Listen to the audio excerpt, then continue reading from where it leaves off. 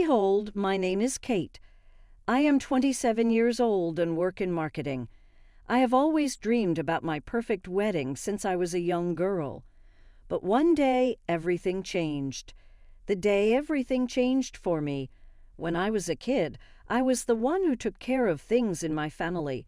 My little sister, Emma, was the favorite, the main focus of our parents' world. It didn't really bother me because we all had our jobs to do. I was okay with mine, but nothing could have gotten me ready for the betrayal that broke my heart. It began on a bright, sunny afternoon. I remember going into my parents' house, feeling happy to finish the last few details for my wedding soon. When I walked in, I noticed a weird smell, a combination of new paint and sawdust. I walked into the kitchen, feeling confused. The kitchen, which was old and not modern just a few weeks ago, now looked very different. It was shiny, new, and looked like it came from a home makeover show. "Mom, Dad, what is this?" I asked, my voice bouncing off the bright new tiles. My mom looked at me with a big smile. "Oh dear, isn't it wonderful? We thought it was time for Emma to have a kitchen that a chef would love. The old one was really tight, wasn't it?" Emma joined in, her voice full of excitement. "Sure, Kate, look at this. Now there is a lot of space. It's amazing." I felt a tight feeling in my stomach. Something felt off. I didn't want to ask what I was thinking, but before I could hold back, the words came out. "Where did this money come from?" The room became silent. My dad turned his head, feeling a bit uncomfortable, and cleared his throat. My mom's happy voice became serious when she answered, "Since Emma needed it more, we used your wedding money." I stopped moving, feeling really sad inside. "What about my wedding fund? The money you have saved for me since I was born?" My voice shook and tears filled my eyes. My mom nodded, trying to explain it. "Kate, it was clear. Emma's kitchen was really old, and this mattered a lot to her. We decided to help her. You used it without asking me." I spoke up, my voice trembling with anger and surprise. Emma looked sad. "Kate, I had no idea. I believed they had more money. I didn't expect it to come from your wedding money." What she said didn't count. The harm was already done. I looked at my parents, hoping to see some regret, but all I found was a reason for what they did in their eyes. I couldn't keep it in any longer. "I understand your priorities," I said, my voice calm and distant. "You are no longer invited to the wedding." "Kate, please wait," my mom said, moving closer to me. "No," I said, more harshly than I meant to. "If my dreams matter so little to you, then I don't want you around. You made your choice, and now I'm making mine." I didn't say anything else. I just turned and walked out of the house. Every step I took felt harder than the one before, like my heart was hurting a bit more with each move. When I reached my car, tears were running down my face. This was meant to be one of the happiest times in my life. I planned my wedding for many months. Now the people I believed would help me the most have destroyed that dream without even thinking. I drove home thinking about what just happened.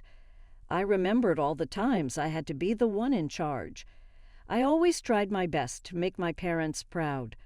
I put in a lot of effort, saved up, and stayed out of trouble. At the same time, Emma, the favorite, always appeared to receive everything easily. This time it was just too much. It was more than just the money. It was about being let down. They took something that was meant for me, something I had dreamed about my whole life, and gave it away without thinking about how it would affect me. As I sat alone in my apartment that evening, I realized something important. This wasn't just about the kitchen or the wedding fund. It was about how I had always been treated as second best. For years I had accepted it, thinking that was just the way things were. But now I saw things clearly. This was my time to stand up for myself, to put my own happiness first for once. It wouldn't be easy, but I knew I had to move forward without their support. In the end, the wedding would still happen and it would still be beautiful. The people who truly cared about me would be there to celebrate, and that was all that mattered. This betrayal hurt more than I could put into words, but it also gave me strength. It taught me to value myself and my dreams, even when others didn't. And for that, I would forever be grateful. I reached my car, and tears rolled down my face like an unstoppable river. But with those tears came something else, a new determination. It was as solid and unshakable as the fancy granite countertops that had replaced my lifelong dream of a perfect wedding. My wedding would still happen, but it would be on my terms, smaller, simpler, and entirely mine. As for my family, they had made their choice, and now I was making mine. From this moment on, I would focus on building a life where I came first. The one day that was supposed to be all about me would truly reflect what I wanted. After canceling my parents' invitations, I thought the worst of the drama might be over. I was wrong. Adjusting my wedding plans felt bittersweet, but soon rumors began to spread. I could only guess that my parents were proudly showing off Emma's shiny new kitchen to anyone who would listen. One afternoon, as I sipped coffee with my best friend Sabrina, she leaned forward, her expression a mix of disbelief and frustration. "Kate, you're not going to believe this," she said. "Your parents actually said Emma's kitchen was a better investment than a wedding." I let out a bitter laugh, shaking my head. So apparently my biggest milestone in life is less important than a fancy kitchen remodel. I said, sarcasm dripping from my words. Sabrina stared at me, her eyes wide with shock. "I mean, really, a kitchen is more important than your wedding." "That's just ridiculous." Her reaction mirrored my own feelings. I thought I had already felt the worst of their betrayal, but somehow, hearing those words made it hurt even more. I clenched my hands around my coffee mug, my frustration bubbling to the surface. "They just don't get it," I said, my voice tight with anger. "But if they think they can brush this off without consequences, they're wrong. Cutting them out of my wedding isn't enough anymore." Sabrina nodded, her expression serious. "Good. They need to realize what they've done. This isn't just about a kitchen, it's about how they've treated you." I knew she was right. They needed to understand the impact of their actions. And for that, I needed support from someone who truly understood what I was going through. That's when I decided to reach out to my Uncle Tony. Tony had distanced himself from the family years ago, frustrated with their shallow values and favoritism. Reconnecting with him felt like finding a lifeline. "You know, Kate," he said one evening as we sat in his warm, book-filled study, "I always knew your parents favored Emma. But this is on a whole other level." His voice was rough with disapproval, and I could see the frustration in his eyes as he spoke. "Yeah," I replied, my own anger boiling over. "And now they're parading it around town like it's something to be proud of." Tony shook his head, his jaw tight. "They've made their priorities clear, Kate. Now it's your turn to do the same." His words struck a chord in me. I wasn't just planning a wedding anymore. I was taking control of my life. This wasn't just about one day. It was about standing up for myself and refusing to let their actions define me. And for the first time, I felt strong enough to do it. I couldn't let this go. The hurt and anger were too strong. As I sat with Uncle Tony, I voiced my frustration, unsure of how to move forward. Tony leaned in, his eyes narrowing thoughtfully. "What if we don't let it go?" he said. "What if we let everyone see them for who they really are?" His idea was simple yet brilliant, a family reunion. It had been years since we had one, and Tony offered to host it at his place. The goal: to expose my parents' actions in front of the whole family. Planning the reunion gave me a sense of purpose. It was something to focus on besides my scaled-down wedding. Tony and I worked together, going through guest lists and contacting relatives we hadn't seen in years. The invitations hinted at a big surprise, sparking curiosity. When the day of the reunion arrived, I was a bundle of nerves. Tony's large backyard was buzzing with chatter as relatives greeted each other and caught up.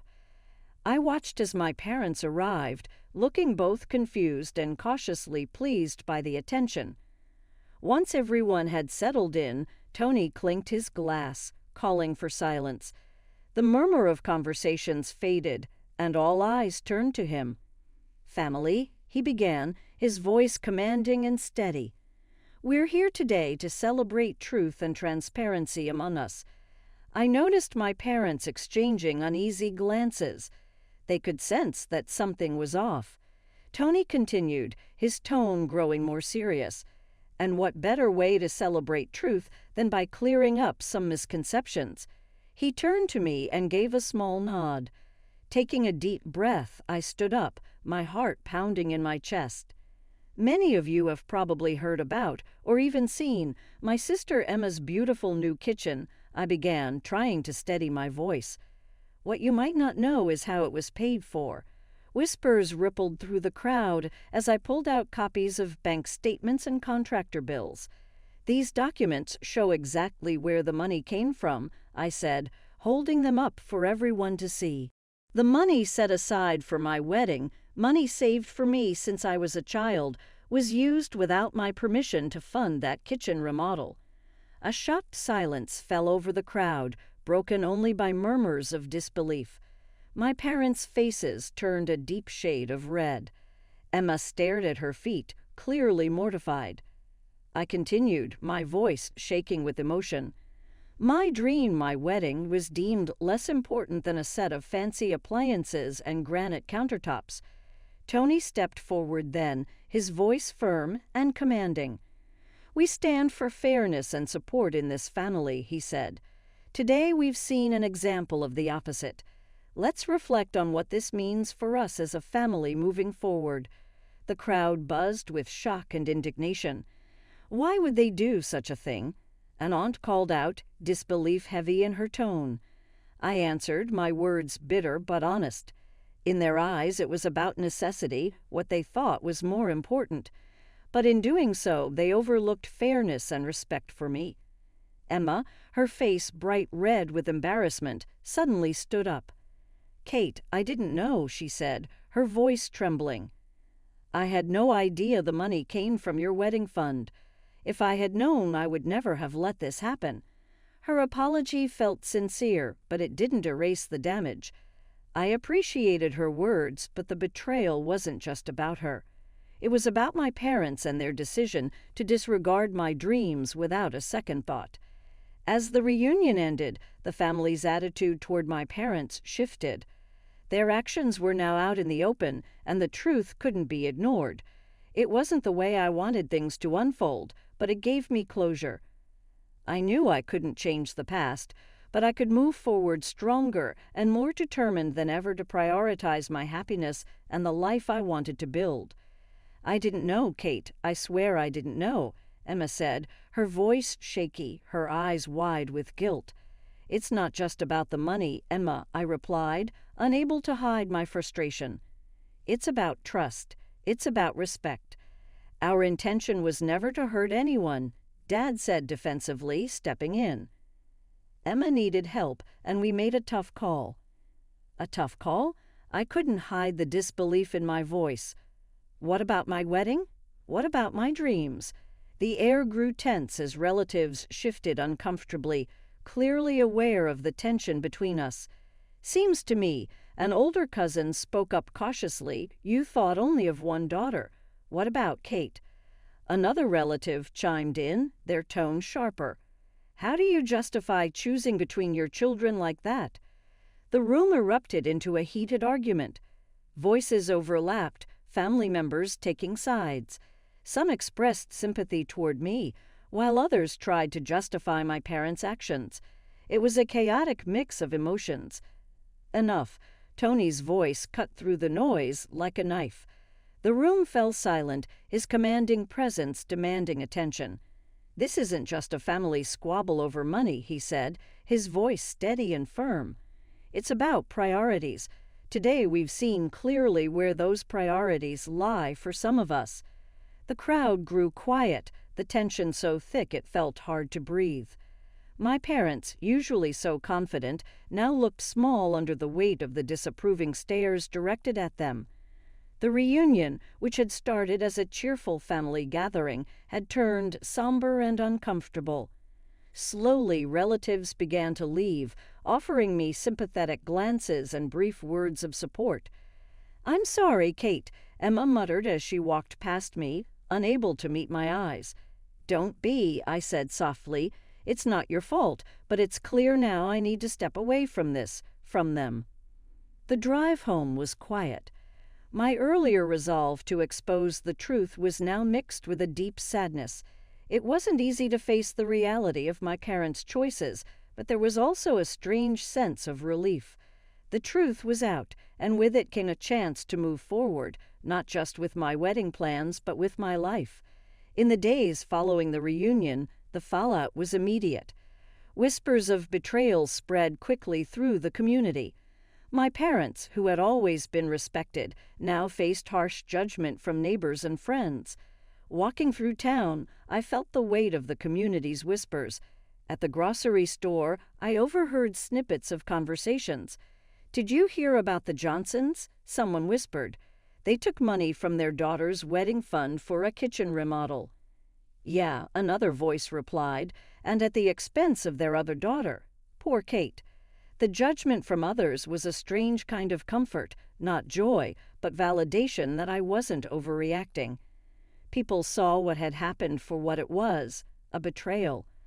The looks my parents received in public were a stark contrast to the admiration they were used to. They couldn't ignore the consequences of their actions anymore, and it was clear they felt the weight of the community's disapproval. Despite everything, I felt a small sense of peace. The truth was no longer hidden, and I no longer had to carry the burden alone. My wedding would go on, smaller and simpler, but it would be a celebration of the people who truly cared for me. This painful experience taught me something important. I deserved to be surrounded by people who valued me and my happiness. It hurt to step away from my parents, but I realized that sometimes creating boundaries is the only way to protect yourself. With each passing day, I felt a little stronger. I had faced the betrayal, exposed the truth, and stood up for myself. It wasn't the wedding I had once dreamed of, but it was still my day, and it was still mine to cherish. In the end, I realized that this wasn't just about a kitchen or a wedding fund. It was about respect, love, and fairness, things I had a right to demand in my life. And from that point on, I vowed to never settle for less. Validation came slowly, but it arrived nonetheless. It felt good to know that the pain I had endured was seen, even if only by strangers. People now understood what I had gone through, and that recognition made me feel less alone. One chilly Thursday morning, as I browsed the local market, I spotted Emma. She approached me hesitantly, a wicker basket dangling awkwardly from her arm. Her nervousness was clear, but I wasn't sure I wanted to hear what she had to say. "Kate," she began softly. "Save it, Emma," I interrupted, my voice steady but firm. "I'm not in the mood." She paused, looking down for a moment before meeting my eyes again. "I just wanted to say I'm sorry," she said, her tone sincere. "I really didn't know." I shook my head, my emotions carefully guarded. "Whether you knew or not doesn't change what happened," I said flatly. "They chose you, Emma. They always choose you, and somehow I'm always the one paying the price." Her expression crumbled, hurt filling her eyes. In the past, I might have softened at that look, but not this time. I couldn't let myself go back to that place. "I need space, Emma," I said, my voice unwavering. "Space to heal and rebuild my life without the chaos our parents bring." She nodded slowly, taking a small step back. "I understand," she said quietly, "but if you ever need me, just know I'm here."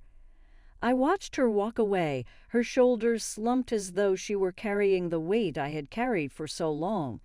For the first time, though, I felt lighter, stronger. The months that followed brought whispers of my parents' misfortunes. Their once thriving boutique, a cornerstone of their social standing, was struggling. Regular customers who had once admired their charm now saw them in a different light. The Johnsons. "No, thank you," I overheard one woman say at a coffee shop. "You can't trust them, not after what they did to their own daughter." Their reputation crumbled, and with it, their financial stability. Rumors of bankruptcy surfaced, a sharp contrast to the life of comfort and privilege they had always enjoyed. While their world seemed to fall apart, mine was finally coming together. My wedding day arrived, not with the grandeur I had once imagined, but with something far better. A heartfelt celebration filled with love. The venue was small and intimate, decorated with simple elegance. Close friends and a few family members who had stood by me filled the space. Every moment felt like a stitch mending the fabric of my self-worth. "Congratulations, Kate," Uncle Tony toasted, raising his glass with a proud smile. "Here's to new beginnings and true happiness." The reception was filled with laughter and dancing. The soft glow of fairy lights and the scent of jasmine filled the air, creating a magical atmosphere. It wasn't perfect because it was extravagant. It was great because it was true. As my personal life got better, my career did too. I got promotions that opened up new chances for me. I spoke at marketing panels where I shared my experiences and helped others with their challenges. The bad mess that used to be my life was gone.